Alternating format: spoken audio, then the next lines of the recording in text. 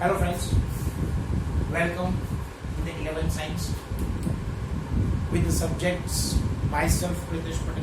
I will teach you physics for the whole 11th and 12th science with including GNEET, UCAT and the NCERT.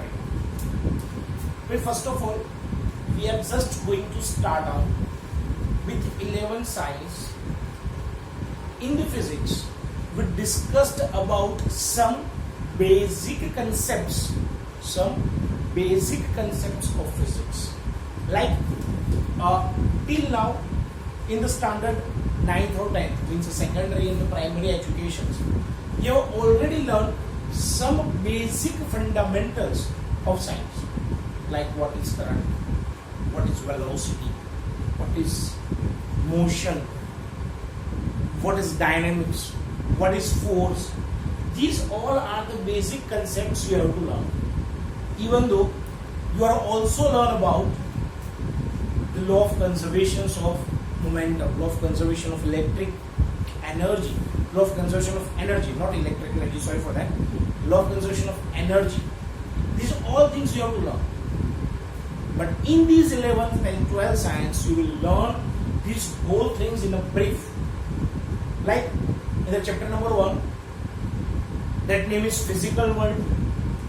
In this chapter, you have to learn about the basic concepts of the science of physics, which is you learn in the whole 11th and 12th science.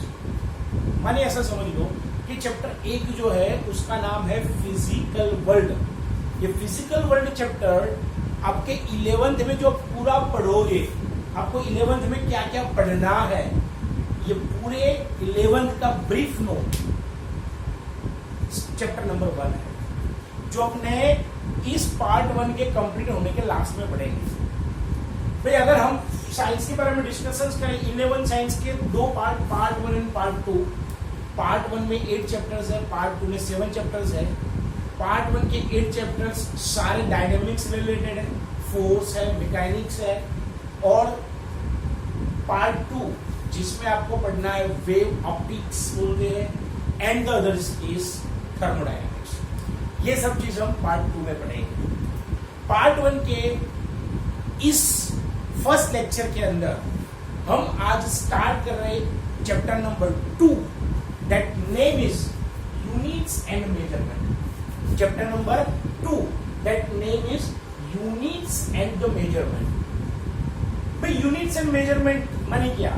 Unit मानी आप ऐसा समझ लो कि आप shop में जा रहे हो, पेन खरीदनी है, तो आप क्या बोलोगे? Give me 1 pen. भाई 1 के आगे पीछे क्या लगता है? वी डोंट नो, सिर्फ 1. पर अगर तेल लेने जाओ, means if you are going to bring bought oil from then shopkeepers, then what should you do? What should you speak out? You have to speak out. Give me 1 kg oil, cotton seed oil या sunflower oil या whatever. उसमें पैसा बोल तो give me 1 oil. नहीं, कोई भी numerical value को अगर आप इंडिकेशंस नहीं देते हो तो कंफ्यूजन क्रिएट्स होता है. भाई इस कंफ्यूजन को दूर करने के लिए एक वर्ड आया जिसको आपने बोला फिजिकल क्वांटिटीज.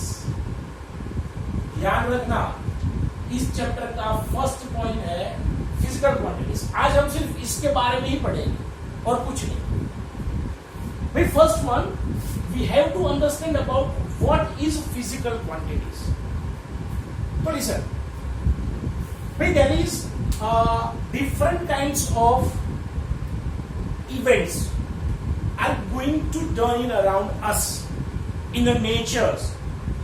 हम खड़े होते हैं, पवन आता है, जुल्फे लहराती है. These all things, ये कोई इंसान नहीं करता कि भाई चलो बाल उड़ो, ऐसा कोई नहीं बोलता. पवन आता है, बाल उड़ता है, तो नेचुरल थिंग्स हुआ. अपने आसपास क्रिएट होने वाले कुछ नेचुरल इवेंट्स और कुछ मैन मेड इवेंट्स में कोई इंसान भी ऐसा होता है, बाइक चलाता है तो बाइक की स्पीड इंक्रीज होती है, वेलोसिटी बढ़ती है, तो इट इज मैन मेड. वो खुद में खुद बाइक की स्पीड बढ़ती है? नहीं। अपने आसपास होने वाली कुछ नेचुरल एंड कुछ मैन-मेड इवेंट्स को डिस्क्राइब करने के लिए जिस कंसेप्ट का यूज करते हो, the concept which is used to describe, the concept which is used to describe some natural and some man-made events, these concepts are called as physical quantities. It's as defined as here. सबसे पहली चीज, physical quantities की proper definition कैसे लिख सकते हो? तो to describe nature and the man-made events around us, मैं ही कंसेप्ट से लिखता हूँ भाई। अपने आसपास होने वाले कुछ घटनाओं को दिखाने के लिए अब कुछ कंसेप्ट यूज करते हैं, कुछ ख्यालात दिमाग में आते हैं भाई। इस कंसेप्ट को डिस्क्राइब करने के लिए जो यूज करते हो word, that is called physical quantities. भाई समझो, ऐसे कौन से वर्ड है जिसको फिजिकल क्वांटिटीज बोलोगे? समझ लो कि आपके आसपास यहां पे अर्थ है, अर्थ के आसपास सन मोशन कर रहा है, राइट? पहले होता था, अब नहीं। अर्थ के आसपास कौन रोटेट कर रहा है? Moon, that is called satellites.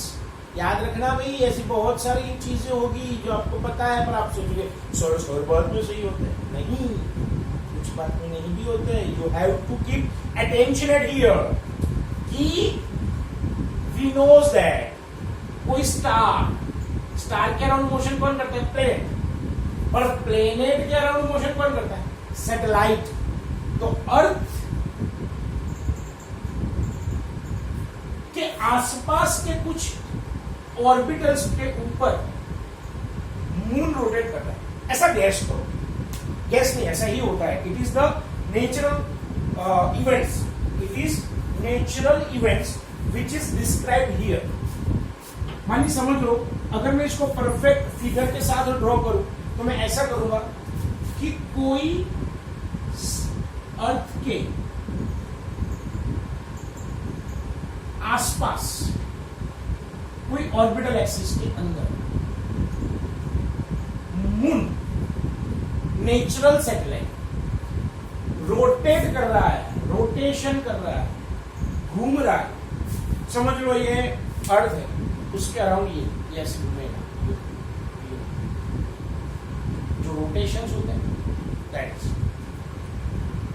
ऐसी कोई एक पिक्चर आपने दिमाग में डाली तो आपके दिमाग में कैसे कौन से ख्याल आए? समझ लो, हिमालय की चोटी के ऊपर से कोई बर्फ का पहाड़, कोई बर्फ का स्टोन, बर्फ का मोटा पत्थर नीचे आएगा रगड़ता रगड़, तो क्या दिमाग में आएगा? कोई एक ऐसी चीज कुछ डिफरेंट कंसेप्ट के साथ मोशन कर रही है। घर के अंदर टीवी में पिक्चर दिखा रहा है, क्या सोचोगे? पंखा घूम रहा है तो क्या सोचोगे? कुछ ऐसी इवेंट्स आप अपने दिमाग में क्रिएट करो। तो समझो, अगर मैं ऐसा बोलूं कि इस इवेंट्स को इंडिकेट करने तो मेरे दिमाग में बहुत सारे क्वेश्चंस आए, बहुत सारे क्वेश्चंस, बहुत सारे कंसेप्ट्स, ख्यालात दिमाग में आते हैं। जैसे कि अगर मैं ऐसा बोलूं कि पहला कंसेप्ट कौन सा होगा, तो my first concept is that कि उसकी एक ऑर्बिटल एक्सिस में उसका डिस्टेंस कितना होगा। भाई मून का मास, अर्थ का मास क्या है, मून कितनी वेलोसिटी से मोशन करेगा, तो उसकी स्पीड पर यूनिट टाइम में कितनी है।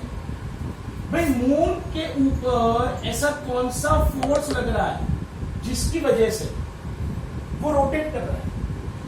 मून एक रोटेशन कंप्लीट करने के लिए कितना टाइम लगेगा।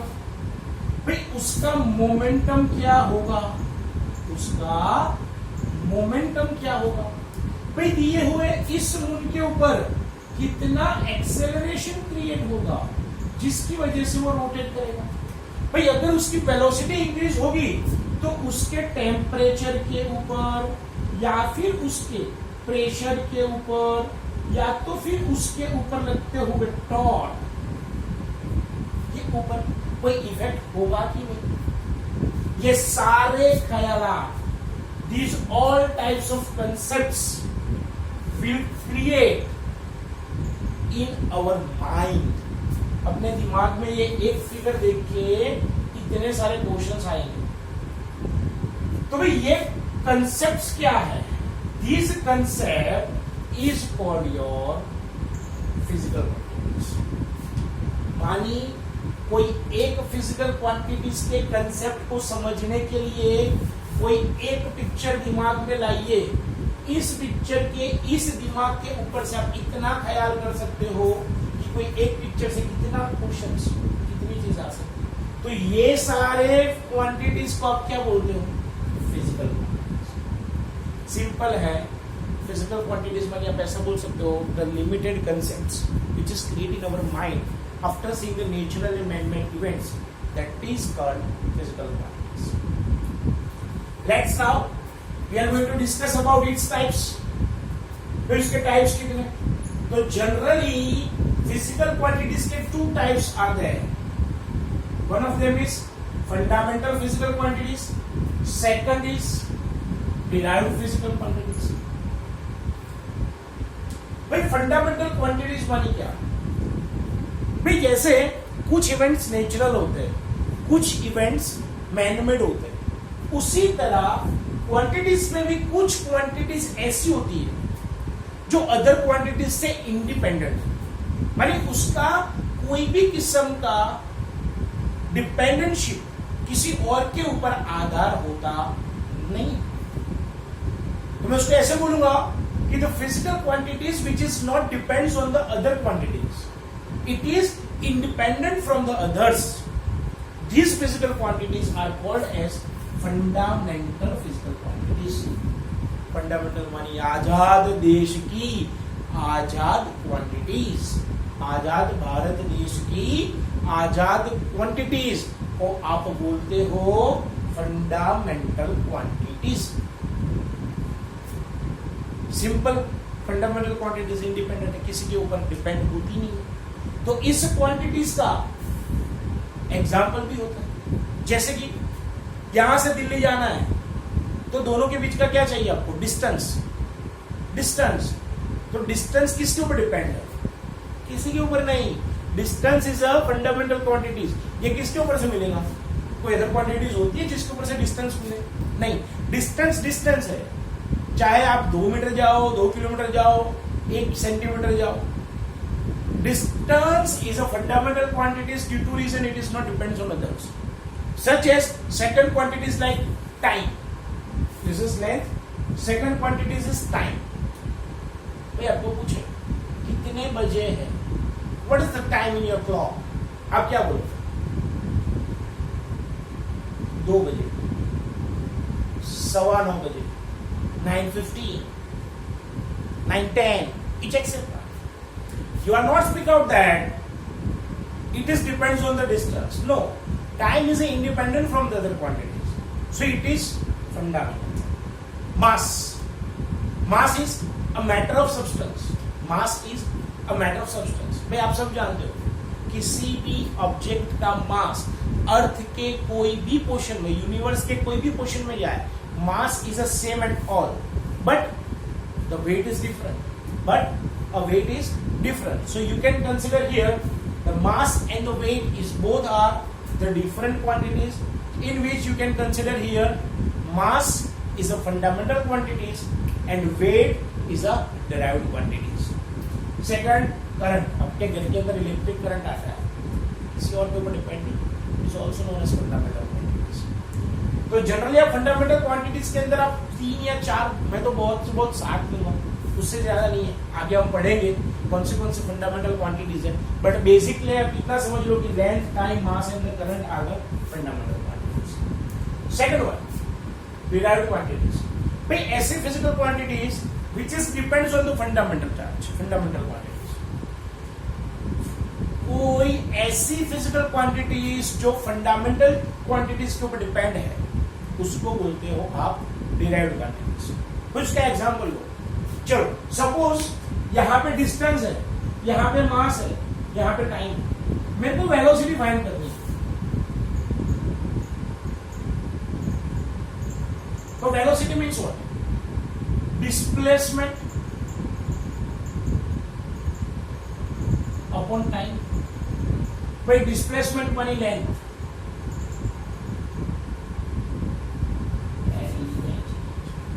और ये टाइम. तो लेंथ और टाइम क्या है? Fundamental quantities. ये फंडामेंटल क्वांटिटीज के ऊपर से आपने क्या फाइंड किया? Velocity. That means derived quantities. That is derived quantities. So you can consider here velocity as derived quantities. Velocity as derived quantities. उसी तरह speed, distance by time, force, mass into acceleration. तो ये सब ऐसी quantities हैं जो other quantities के ऊपर depend है. तो you can consider here which quantities is depends on the fundamental quantities. This is called derived quantities. This is called derived quantities. Okay, confirm. अब इसके बाद वाला टॉपिक है व्हाट इज यूनिट. हमने सिर्फ क्वांटिटीज के बारे में, पर क्वांटिटीज को डिफाइन करने के लिए आपको उसका यूनिट चाहिए. तो ये जो यूनिट के बारे में अपने नेक्स्ट लेक्चर के अंदर पढ़ेंगे. Till now best luck. हमारा एक ही काम है, आज का जो वीडियो आपने देखा है उस वीडियो के रिगार्डिंग जो क्वेश्चंस होंगे उसकी पीडीएफ हम आपको भेजेंगे. उस पीडीएफ को आपको देख के अपनी नोटबुक में लिख के उसका होमवर्क करके भेजना रहेगा ग्रुप के अंदर. Okay, thank you.